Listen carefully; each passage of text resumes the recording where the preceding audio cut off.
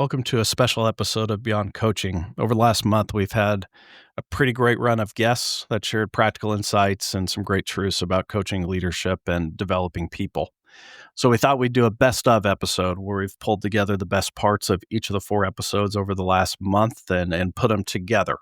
And really, whether you're building a program, learning to manage your practice, or trying to learn to coach with a deeper purpose, I think we got a little bit of everything in here for you. So we'll share a little bit of each episode, starting with Rob Miller from Proactive Coaching, who talks about leading your team and managing your program. Thanks for listening and enjoy.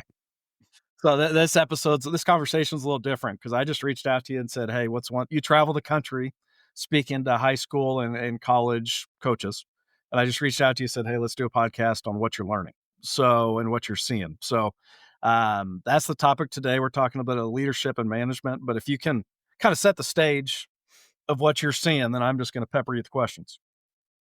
I think two things, and I think the one thing I'm seeing is obviously we're hiring a lot of head coaches, high school and small college especially, but even at the D1 level, that are very young and do not come from an educational background. So that's the first thing, and that we can go down that road because I think that's a whole hour right there. The other thing that comes in is we're also seeing this in all aspects of sports, all levels of sports, the impact of, I'm not saying good or bad, I'm saying different, the impact of today's current youth sport culture and how that's changed us from a schematics standpoint in coaching itself, no matter what your sport is. Those are probably the two biggest issues I see out there. Yeah. Let's start with the young coaches. Why do you think that is? And then part B is what problems do you see? Well, I think any of us that have been around the profession for a long time know you used to be hired because you were a teacher and a coach, both. Right. You came into it, you interviewed for both. We have people now coming in, they don't stay in the profession of coaching for a career, but they're still teaching. So there isn't that position many times for people to, want to dive into it and do it because it's just not open. Or in a lot of cases, look at what we've done in the world of coaching, meaning high school, small college coaching didn't used to be an all year event. It is now 12 months. Pay didn't go up, but it's all year, especially at the high school level. And now you got people coming in and they can't afford that from a family standpoint. They're trying to find a full-time job. And so now younger people are willing to take on more of that. So I think you're finding that. And then the third one, to be honest, if you look at the data coming out of COVID, we didn't lose the older coach. We didn't lose the new coach. We lost the middle-aged coach who had family at home and got to spend more time with family. And they realized, what am I doing? And I think we talked about this last time. We want to create those two come together that you make, your sports family is just not just as important as your real family. Your real family is the key, your family. But how can we put those together and interchange them? That to me is a key. Yeah, I hadn't thought about that on especially high school level, quitting the coaching side, but staying in the teaching and the strain that put on the system. That makes sense. So Yep. That's brought a lot of it around. Yep.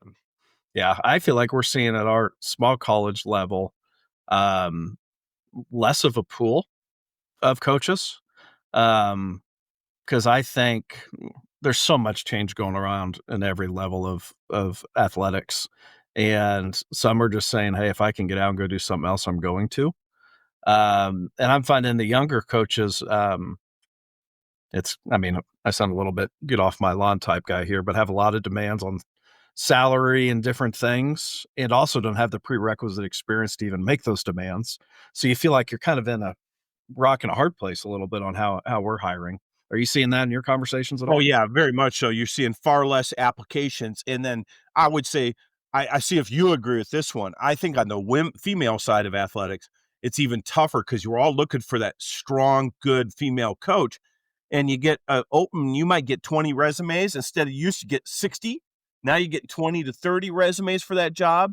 And 90% of them are males, and you may get 10% female, maybe. Yeah. And we're trying to balance that, and it's hard right now. It really is hard to match that coach to that position more than it has been in previous years. Yeah, that's actually the exact number I gave somebody the other day. I'm estimating, but I'd guess 1 out of every 10 applicants we get is a female coaching applicant.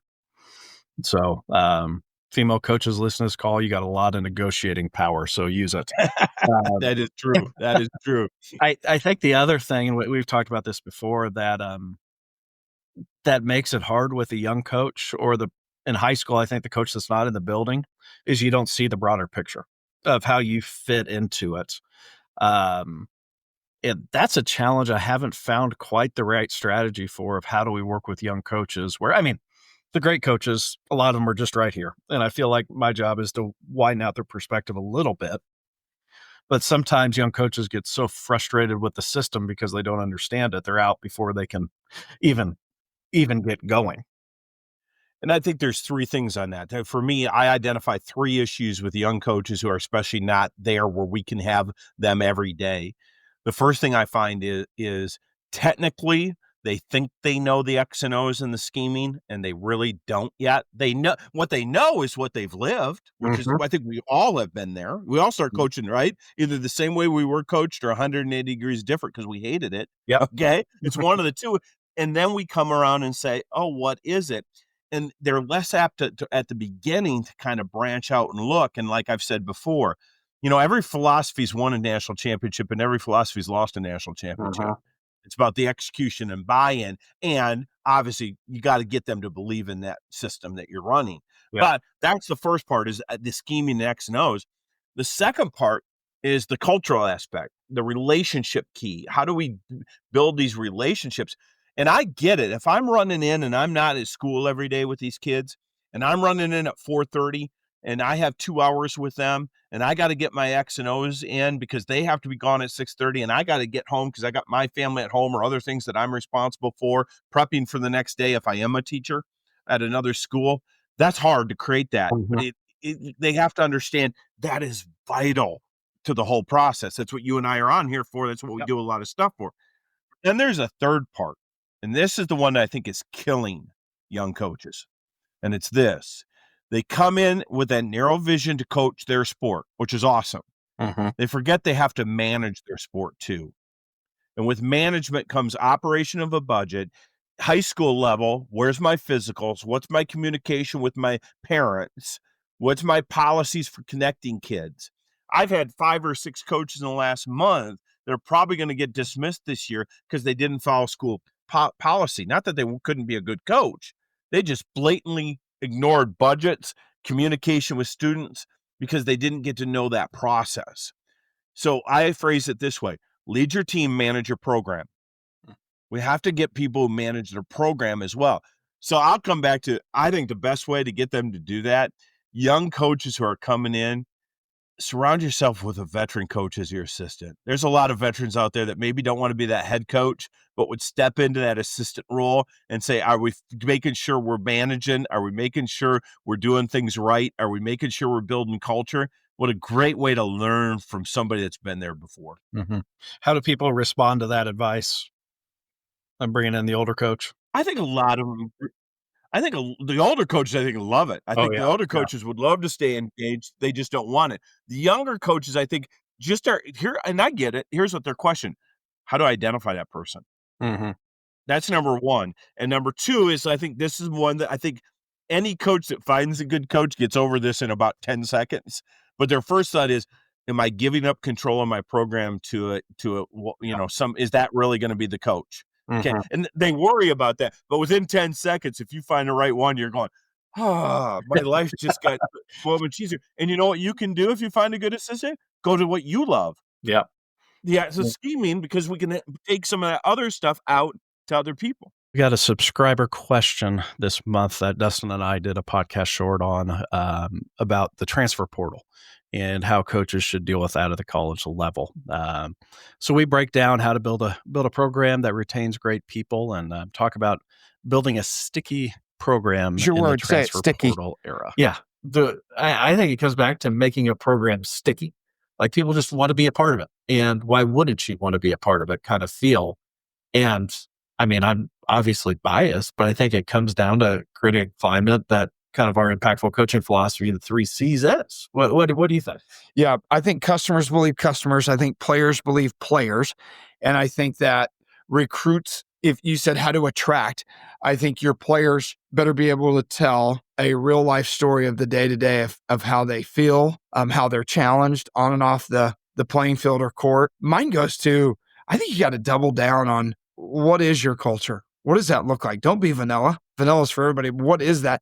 And be okay with the ones who aren't looking for that and attract the ones that are. Is it weird that I also say, like, careful what you wish for? Transfer portal is a real thing. I think asking why someone is in the transfer portal, not that that's bad, not that they're bad, but how did they get there and why? So I think when you say, how do we attract kids in the transfer portal, maybe it is, how do we attract the kids that we feel like we have something of value? Yeah, I think transfer portal or not, I disagree with him when he says I think it'll be different for transfers as opposed to freshmen, where you have your climate in your program, heck, or business organization, whatever it is, of how you do things. And that needs to be a place where people feel challenged and valued and consistent. And I mean, when I think back to 3 C's of, are you competent as a coach? Heck, is your institution competent in providing education? Are people going to be cared for? When I say cared for and challenged. And then are you going to be a constant leader that provides accountability, expectations, all those different things?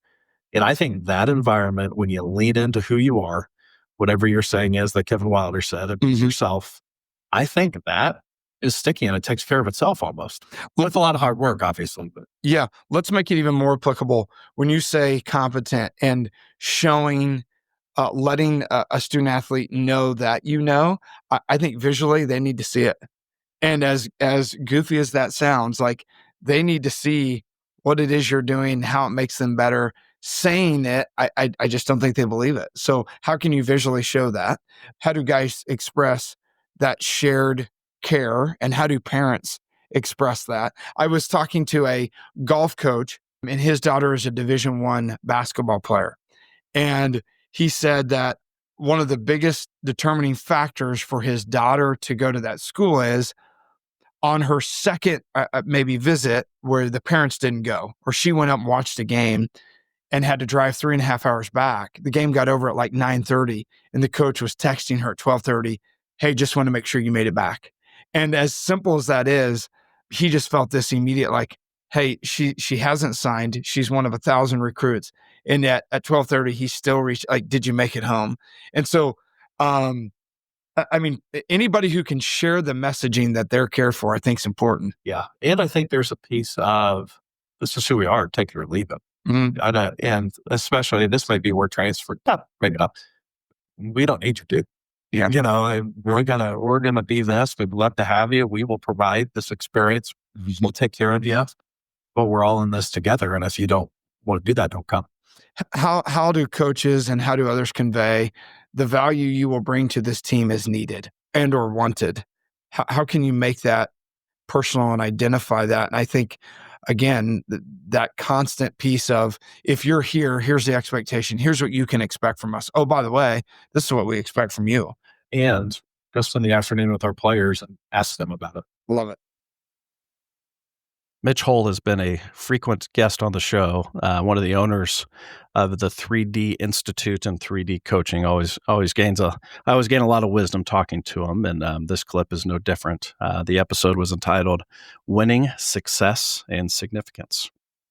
Substack post based on our conversation talking about stress. So after we stopped recording last time, you talked about some stuff you were learning. So kind of share the background, the TED Talk you listened to, and your views on stress. Yeah, and I read that after you posted, which was a really good summary of what we kind of talked about, and what really kicked it off for me, which was the TED Talk that Kelly McGonigal did on stress. And I was like watching those to get them to relate to sport. Because all of these, they all, if you look at them, there's value to all of it, especially when we tie this stress and what Kelly talked about, and then we go over to Carol Dweck's work on mindset, between a growth and fixed mindset. And so it came about really as I was getting ready to do a keynote with USA Artistic Swimming, because they just come off an Olympic silver medal. They do use our training for their coaches.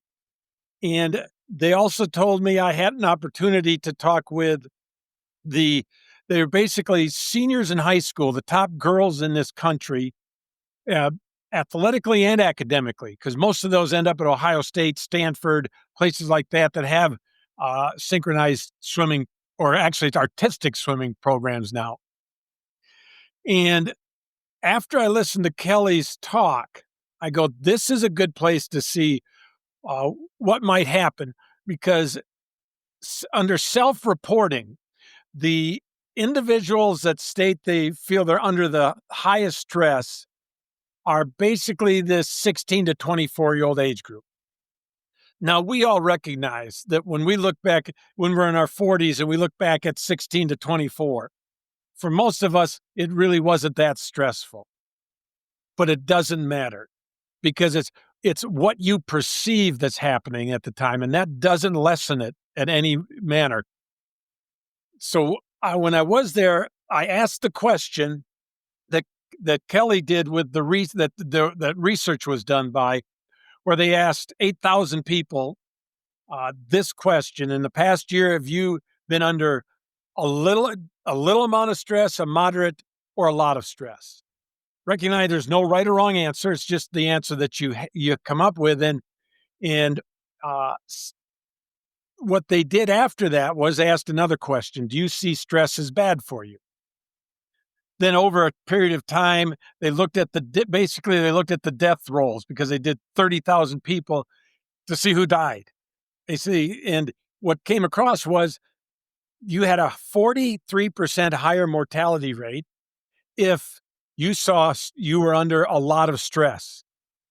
And I don't care who you are, you understand that is statistically significant. But the key was those that were under a lot of stress, and also said that they did not see stress as bad for them, had the lowest mortality rate of all the groups. And basically what she came out of that was, and even in her own study, was, I may be doing this wrong, because we keep telling people stress is bad for you.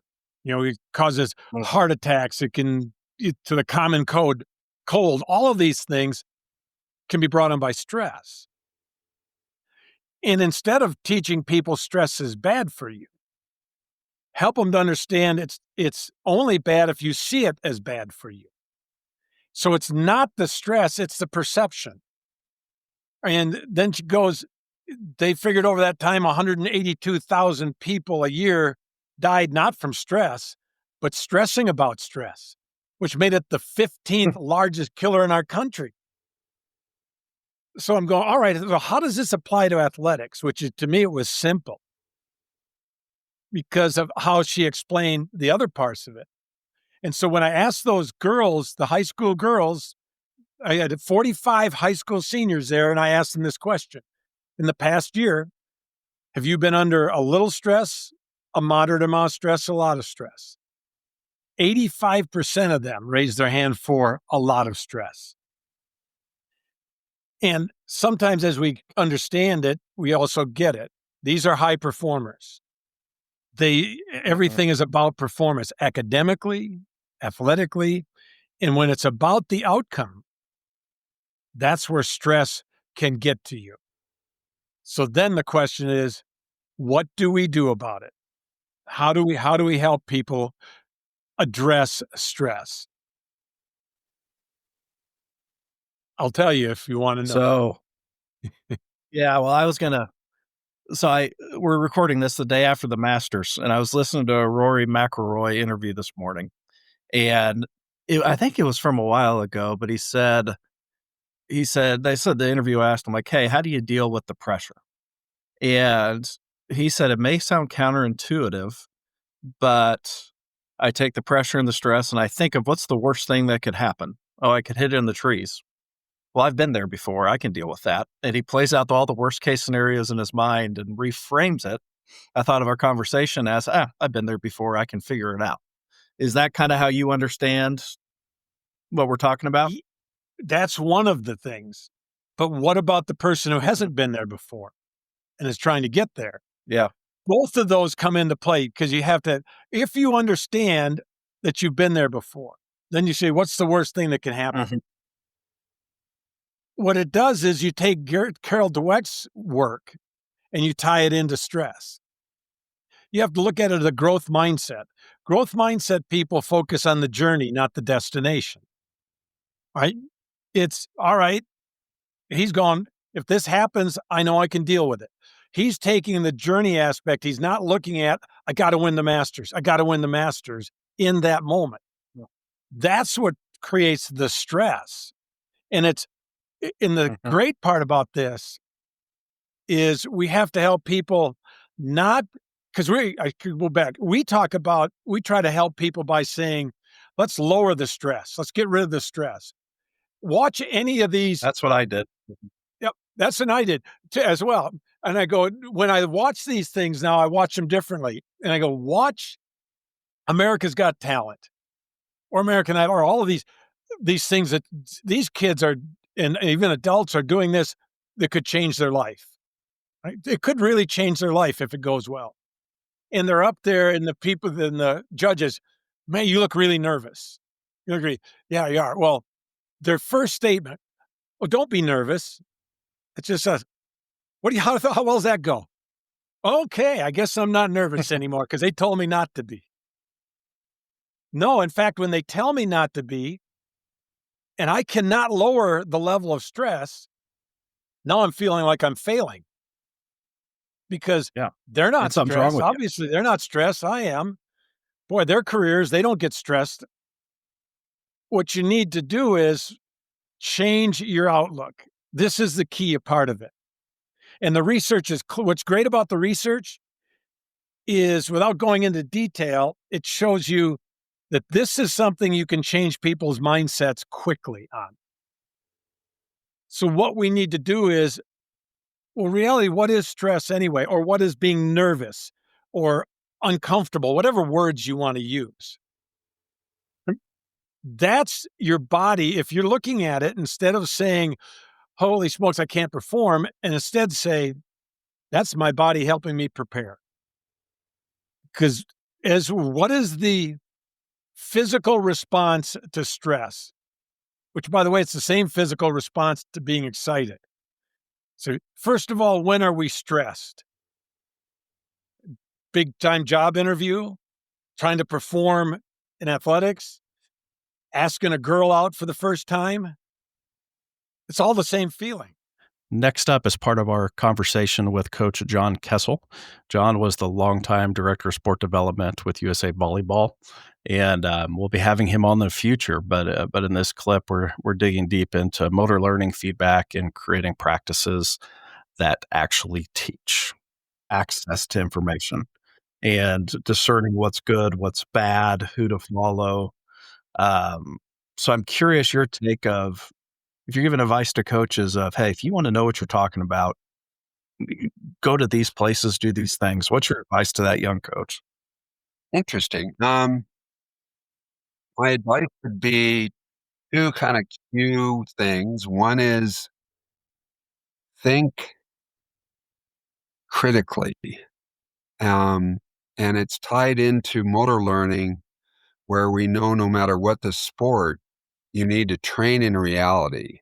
And in my experience, the vast majority of coaches in my sport, including me for probably 15 years, they not only coach the way they coach, but they practice for practice to look good and not training in the reality of whatever their sport is. And I can say, Rob, that I'm reluctant to say a black and white kind of good or bad, or wrong or right, especially, because if somebody's not sitting on the couch eating bonbons and coming to the experience of a practice or training at least they're there, if that's good. And whatever they're doing is better than sitting on the couch eating bonbons.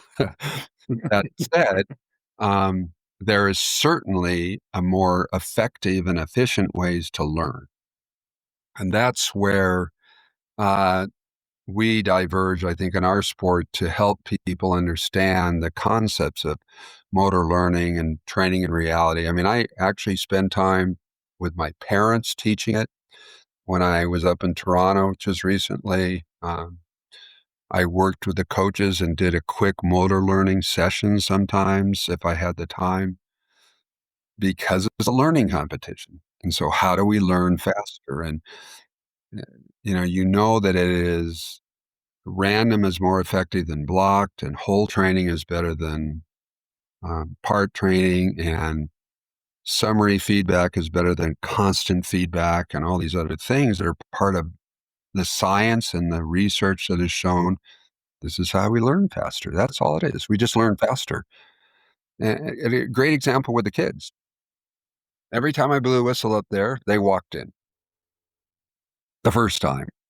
And then I said, all right, you guys, because player empowerment is a huge part of it. We don't play volleyball. We teach it, and we don't even coach volleyball. If we were together here, you said, yeah, I coach volleyball, I'd hand you a volleyball and say, coach it. No, you don't coach volleyball because you can't coach volleyball. You coach amazing developing kids and leaders, athletes, or whatever. So I blew the whistle.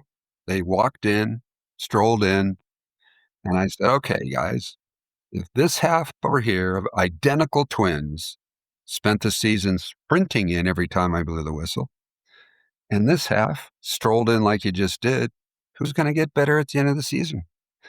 And they all point to the group that I pointed to, that's the runners. And I said, so we're going to do that because I want you to learn faster, not because I'm making you punish. I don't punish with running. That's the last thing I would do. I don't punish. The mistakes are the punishment. I want you to learn faster. And everything I'm going to share today is how do we learn faster? And you choose to listen and then go, it's a bunch of bull, and then go back to the way you taught. Great. Keep teaching you where you're taught. But there's a lot of good people out here doing research. My sport, I'm really lucky, Rob, because I have our legacy project for my wife and I is a veteran first responder healing retreat, www.bisonpeaklodge.org. And we heal vets and first responders through fly fishing, through music therapy. I don't offer the programs. I just offer this amazing valley that we purchased and share with everybody at no cost. And that chance there, well, you know who's coming? Another one that I would listen to is John O'Sullivan's Changing the Game project. Mm-hmm. He's bringing Jerry Lynch and himself. We've heard rumors that even maybe Steve Kerr might come up, but whether he does or doesn't, he's bringing his top 30 leaders in coaching that he's worked with over time, and they're going to have almost a week on the property. So they're sharing secrets, and that's, I think in almost any sport, and I use the term, Rob's, critically think. Just before I went to Toronto, I screen capture Google's answer to this. I typed in volleyball drills. And unlike the last time I did it, it was now up to 42,400,000 choices. 42 million. And yet our national teams, which are Olympic medalist level, silver and bronze this past time in Paris, and gold for the women the year before that, the Tokyo Olympics. They do about 10 drills. So what's up with that? Why aren't they doing some of the other 42 million? And coaches that don't like change, they say, well, yeah, that's because they're Olympians, type stuff. And I can tell you that in Toronto, I just did the same thing with the 9-year-olds that I did with their elite Pac-Man 17U, second ranked in the nation of Canada boys team. I did the same principles. Sure, it goes faster at that level and with more range and decision making and all these things. But the reality is that the ball goes over the net on the serve, and then it goes towards the net, and then it goes along the net, and then it goes over the net. And that's what they do at any age. Mm-hmm. But what I did when I think of young John that I often pick on, I let my kids practice for practice. I had them partner pass back and forth, just sending it back and forth. No net, just back and forth. And I created athletes who were very good at tennis, putting it straight back to where it came from, even though this is called three-hit volleyball. And then I spent a lot of my energy in the early 70s screaming, 3 hits, even though I didn't do any of that because it was too hard, because they're so young or they're not good enough, or, you know. So training reality is a huge one for sure. You've used a term a few times of motor learning. Define that for everybody, just to make sure we're on the same page. How do you acquire a physical skill? So 2 great examples that I think resonate with almost any listener. One is your kids. If you have kids that have learned to drive a car, if you're a coach of any male, female that's got kids, your kids watched you drive that car for 16 years. And when they sat in the driver's seat, did they know how to drive? And the answer is no, because they'd watched driving, but they didn't do the skill of driving. So your insurance rates are at something like $10,000 a month. And then as time goes on, as they drive, the insurance rates drop. But they could sit behind the wheel the very first day and do something like, damn it, or whatever, because they saw you do those emotions, you might say. Mm-hmm. And learn from, because we learn by watching. So the skill of driving isn't learned until you do it. Now, there's a skill that almost everybody here listening knows how to do. It's called bike riding. And I reflect when I do clinics about how we learn to the motor learning skill of learning to ride a bike. And you can die riding a bike. Sadly, some children get killed in the bike riding learning process, and I've never seen anybody die in volleyball. So the quick question is, did your parents hire a bike riding coach? And of course, they didn't. Okay. Did they send you to bike riding summer camp? And in pockets, there's maybe a bike riding summer camp thing where you all bring your bike and learn to ride better. But 99.9% of the people go, no. Well, how many bike riding drills, Rob, did you learn to do to ride a bike? How many drills out of 42 million volleyball drills? There's got to be a whole bunch of bike riding drills. How many did you do? And the answer is 0. I learned to ride the bike by riding the bike. And I failed, which is a huge part of learning a motor skill. The learning is taught through failure because humans have variance. They have this bell curve. When you hit a hammer on a nail and hit it 100 times, you go, hey, I hit it 100 times. But when they look at the pattern on the head of the nail, it's a bell curve because you didn't hit this. You're not a machine in metal machine in a rod, you're a human. And we have variance. And I use a line, Rob, that I think is pretty important: to be patient with the chaos, to be patient with the ugliness of learning. So when you as a mom or dad let your kid ride a bike, I hope you weren't too impatient with the falling. I hope you didn't, they fell, drop and give me 20 push-ups, because I punish people after the air and skill learning. No, you didn't do push-ups or anything. The failure was the failure. Mm-hmm. And then the last question on the bike riding principle, you might say, is, well, you must have done bike riding progressions. And nobody did. Nobody pedaled 30 times right-footed and 30 times left-footed.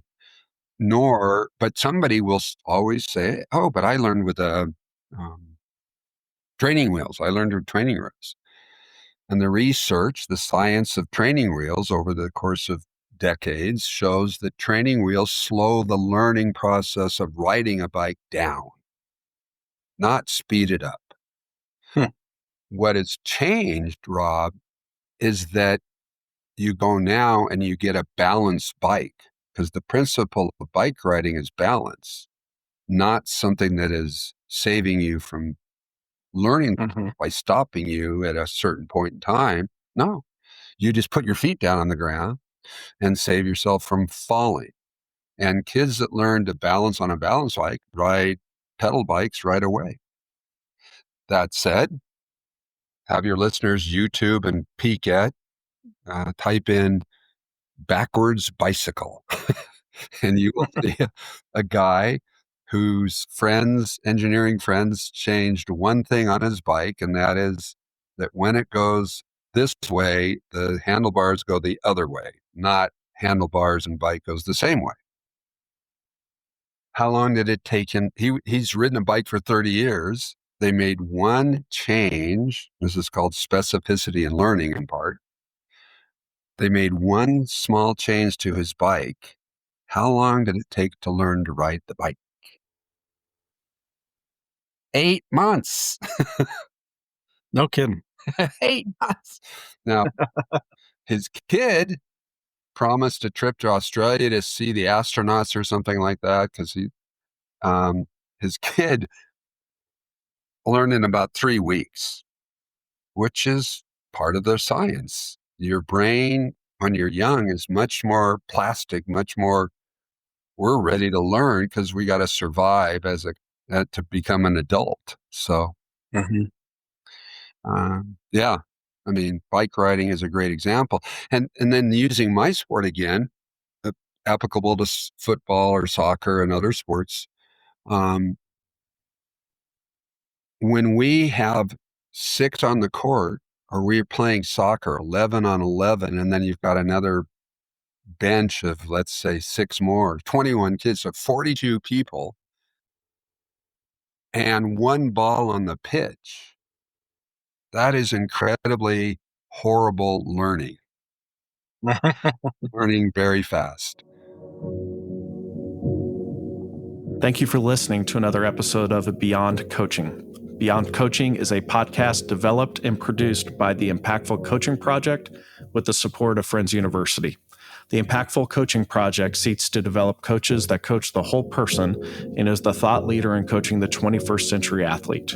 The Impactful Coaching Project produces training, information, and research to help coaches improve. To see more information, go to impactfulcoachingproject.substack.com. Thank you.